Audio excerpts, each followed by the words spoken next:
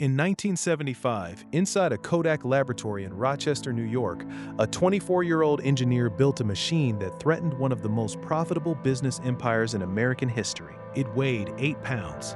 It took 23 seconds to capture a single image. The photograph was black and white, blurry, and stored on a cassette tape.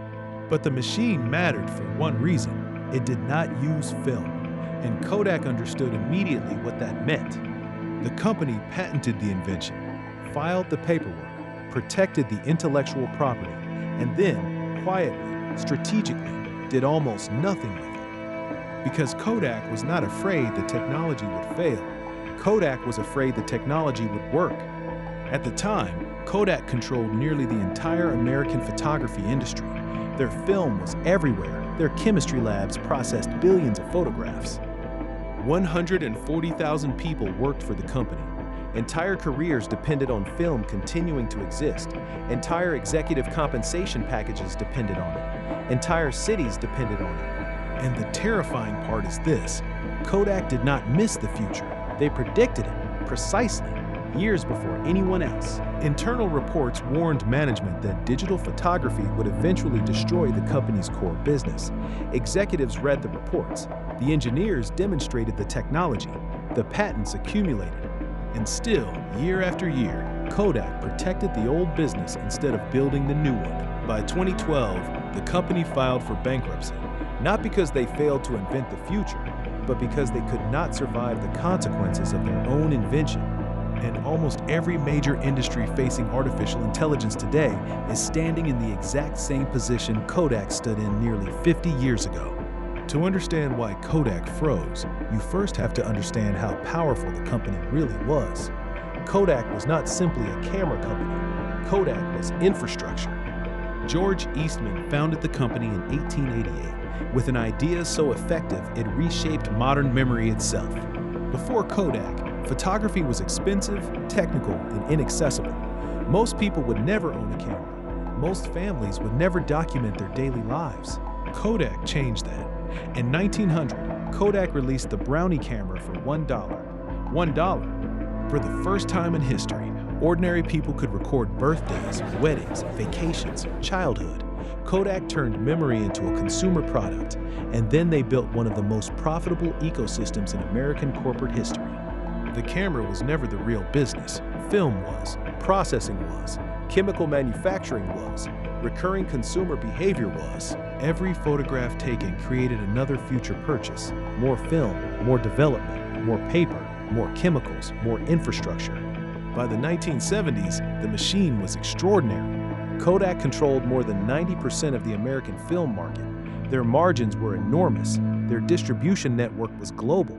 Their brand was trusted almost universally. Inside Rochester, Kodak's influence was so large that entire neighborhoods, schools, hospitals, and retirement plans effectively existed downstream of a single corporation. And that scale created a dangerous psychological condition. Success had made Kodak structurally incapable of embracing a future that threatened its own profitability. Because when a company becomes dominant enough, protecting the present can begin to feel more rational than building the future, especially when the present is generating billions of dollars. In 1975, Kodak engineer Steven Sasson received what sounded like a minor technical assignment. A newly available electronic sensor called a CCD had entered the market. Management wanted to know whether it could capture an image. That was it. No revolution, no strategic initiative, no urgency. Sasson spent months building a prototype from spare parts, a lens from a Super 8 camera, electronic components wired together manually, digital data stored onto a cassette tape.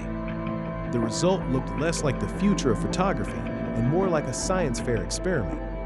But when the prototype successfully captured an image, something changed inside the room, because Kodak's executives immediately understood the implications. This machine removed film from photography completely. That was the nightmare, not innovation, cannibalization. Kodak's entire economic structure depended on consumers continuously buying film products. Digital photography threatened all of it simultaneously. The chemicals, the processing labs, the manufacturing facilities, the retail partnerships, the recurring purchases, the margins. And internally, executives faced an impossible calculation.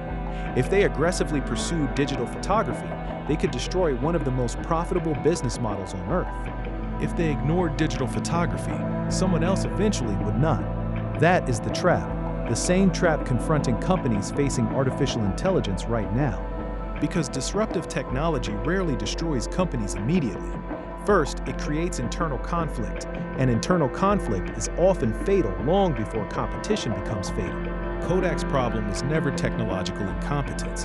That is what makes this story so dangerous. They understood digital photography earlier than almost everyone. They patented aggressively. They hired world-class engineers. They conducted internal forecasting.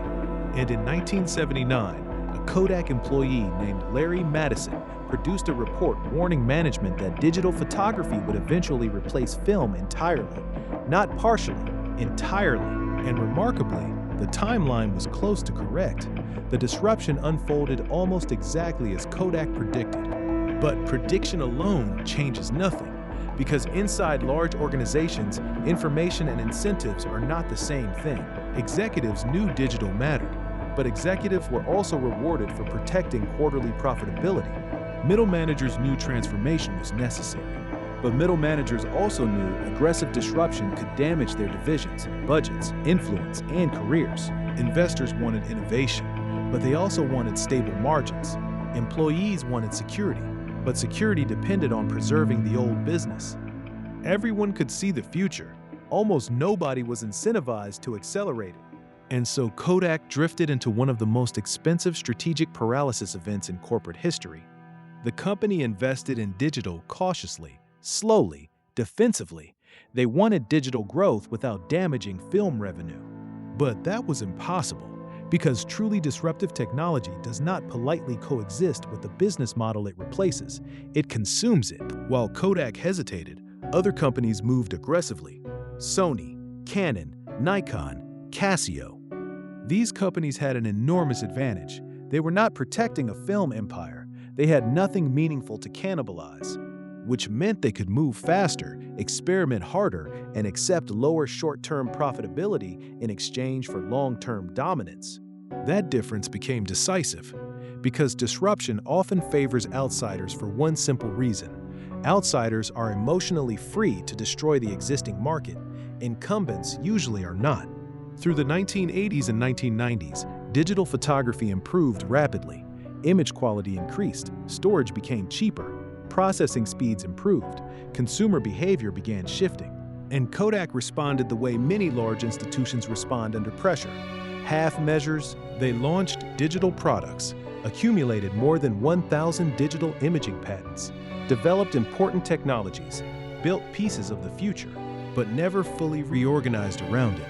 At one point, Kodak arguably owned more intellectual leverage over digital photography than almost any company on Earth. And still, the company could not psychologically detach itself from film. Because film was not just revenue. Film was identity. Film was institutional memory. Film was executive status. Film was organizational gravity. Then came another decision that accelerated the collapse. In 1988, Kodak purchased Sterling Drug for $5.1 billion. The acquisition was framed as diversification, but underneath the language was fear. Kodak wanted escape from disruption rather than transformation through disruption. And the acquisition became disastrous. Massive losses, strategic distraction, capital consumed during the exact period the company needed radical reinvention. By the early 2000s, the window was closing, and by the time smartphones began integrating high-quality cameras directly into consumer behavior, the collapse accelerated violently. In 1996, Kodak generated $15 billion in annual revenue. By 2012, revenue had collapsed below $3 billion. The decline was not gradual anymore. It became structural, irreversible. Then came January 19, 2012. Kodak filed for Chapter 11 bankruptcy protection. And buried inside the bankruptcy proceedings was one of the most revealing details in the entire story. Kodak sold its digital imaging patent portfolio for approximately $527 million. The patents that helped build the digital era. The patents connected to the very future Kodak had identified decades earlier, sold during bankruptcy. And this is the realization that makes the story linger. Kodak was not disrupted because it lacked intelligence. Kodak was disrupted because organizational incentives prevented intelligence from becoming action. That distinction matters enormously because most modern companies are not suffering from lack of information, they are suffering from incentive paralysis.